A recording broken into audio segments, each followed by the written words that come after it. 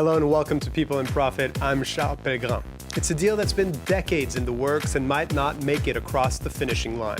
The free trade agreement between the European Union and the South American Mercosur trading bloc is driving a wedge between those who are eager to diversify and strengthen their international trade, like Germany, and those who are concerned about protecting their agricultural sector, like France. Well, earlier this week, France's Prime Minister officially asked the Commission to delay taking a final decision on the deal until 2026. This after the Commission made concessions to French concerns and before the EU Parliament voted them into law. Well, France 24's Luc Schrago has the details. A vote in the European Parliament on Tuesday to better protect its farmers as a massive deal with South American trade bloc Mercosur waits in the wings. It improves market surveillance, establishes clear and objective criteria for detecting disruptions, speeds up procedures for sensitive products, and allows for rapid action when there are signs of damage. These improvements directly address the concerns raised by farmers across Europe. The deal, negotiated over 25 years, would be the European Union's largest ever, creating a free trade area with the 5 Mercosur countries, Brazil, Argentina, Uruguay, Paraguay and Bolivia, and covering a market of over 750 million people. Germany, Spain and the Nordic countries have all been behind it, particularly against a backdrop of global trade uncertainty fueled by US tariffs. But EU agricultural giants like France, no stranger to anger from its farmers, have been joined by others like Poland and Ireland. They've dug in their heels, concerned over protecting themselves from vastly cheaper South American imports, with opponents judging existing protections not strong enough. We know products will be coming in from abroad with production costs 20 times lower than ours. They will flood the market. This deal spells the end of French farming. The Tuesday vote sent back heftier measures, such as investigating surges from Mercosur countries if imports rise by more than 5% and if their prices drop 5% below EU equivalents. Mercosur countries would also have to adhere to EU production standards to access its market. Well, for more on this, let's speak with Maxime Combes. He's an economist in charge of trade at ITEC here in Paris. Thank you for being with us. Thank you for the invitation. So you fundamentally oppose this Mercosur trade deal, but not for the same reasons the French government does. Can you flesh out your position on this for us? And are there no guarantees, no added safety checks and regulation mechanisms that could convince you that this deal is a good idea? This deal is not a good idea because this deal is coming from the last century. The negotiations began just before 2000, and the 25 years from negotiating an agreement which is not a good agreement for climate reasons. This is an agreement which is totally asymmetric trade agreement, which promotes the most harmful economic sectors on both sides of the Atlantic.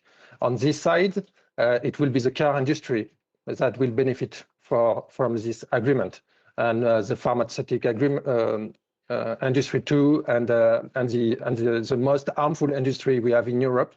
And for example, we will export the fossil cars we don't want on our territory now from 2035 to South America, and at the opposite, South American countries will export the most harmful farming sector they have to Europe. So no, it's a bad deal. It's a deal that will be bad for the planet, bad for the climate, bad for the forest, and not really good for the people working both sides of the Atlantic. So you mentioned harmful products coming from South America to Europe if this deal goes through. Tell us more about the health and safety concerns you have about this sort of South American model of agriculture. For example, Brazil is using more than 3,000 pesticides products for these agriculture sectors. And most of these products cannot be used on the European territory. So that means farmers in Europe cannot use them for safety reasons, for environmental reasons.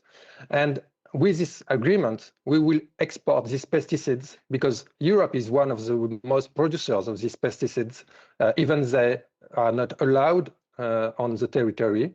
And they will be used in Brazil, in Argentina, and the other Mercosur countries.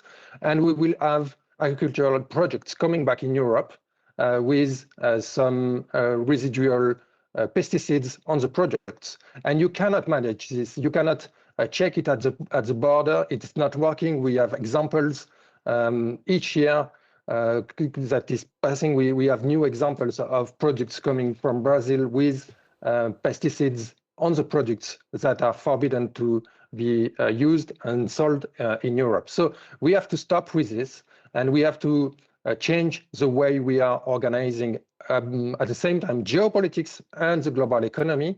What we should do is to produce what we can produce in Europe, and to, for sure, to keep continuing in trading the products we cannot produce in Europe or they cannot produce in South America, but to organize this trade with rules that are protecting the planet, protecting the forest, protecting the people, and not just delivering profits for the big companies. And so in these negotiations that we're reading about this week between among EU members over this trade deal, the French government keeps talking about having more, guarantees, having these mirror effects and these mirror regulations that any, regulations that exist in the EU should exist in South America as well. Is that not enough to alleviate these concerns about pesticides, about all those things,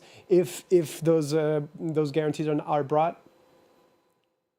No, but because these guarantees are not real guarantee. We can have a look in the details, but well, you have to take into mind that the agricultural projects, the farmers in Brazil, in South America, are 50-60% most competitive than the same productions in Europe. And so if you don't take this issue, it will just be a nightmare for the farmers here in Europe, because you will have beef production in Brazil, in Argentina, that will come on the European markets, and the European farmers won't be able to sell their own production. So that means they will disappear. They will be killed by these new markets. If there are quotas that are imposed on the amount of beef, Brazilian beef or Argentinian beef, that can be promoted to Europe, is there a certain level that would be acceptable? But these quotas are very huge, and the quotas are not part of the discussion now. The quotas are fixed. The deal is done. The question now at the European level is EU and the EU countries accept the deals that have been negotiated and closed last year by the European Commission, or do they say that this kind of organizing or disorganizing the trade relations at the global level should stop? And of course, reopening a new era of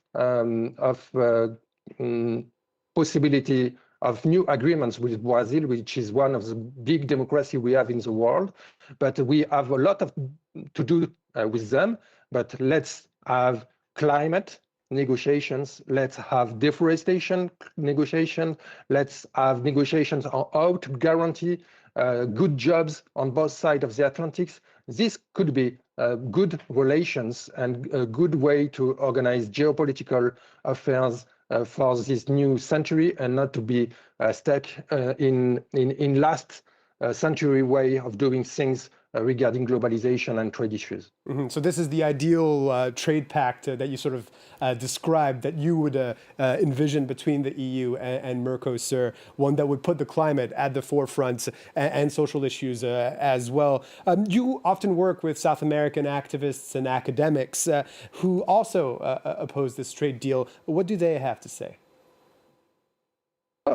More or less the same as us. This is you have to understand, you have the farmers in the streets now in France and in different countries in Europe, and this 18th of December in Brussels. But we have civil society organizations working closely together for a decade on this issue, because the negotiations are there for 25 or more or less 25 years.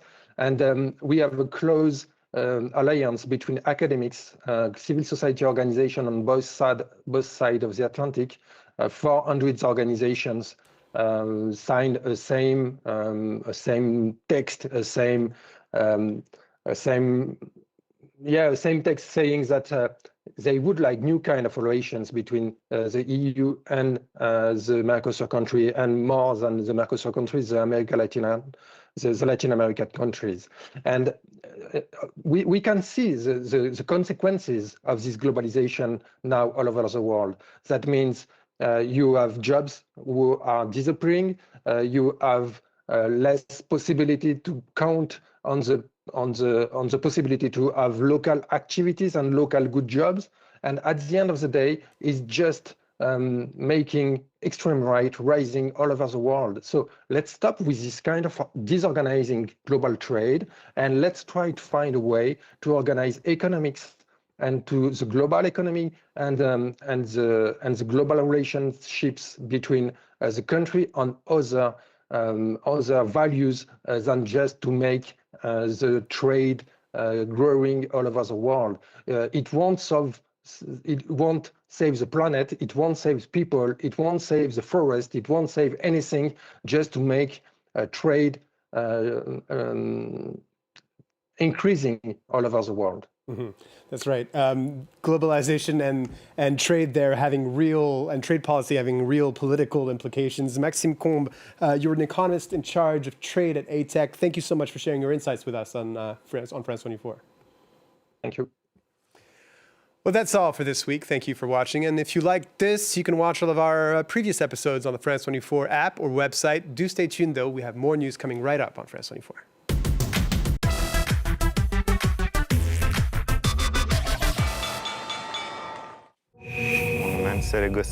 This monument lists the names of the children who died at Chigid. They died very young. Romanian dictator Ceausescu's birth rate policy led to thousands of abandoned children. Many were diagnosed with disabilities and labeled unredeemable, then sent to state-run institutions. For the communist regime, these children were seen as an unnecessary burden that had to be removed. This was my bed, right here. They never changed our sheets, nor our clothes. These are awful memories. Growing up in inhumane conditions left its mark on survivors. You can't forget the wounds, the suffering, the trauma from childhood.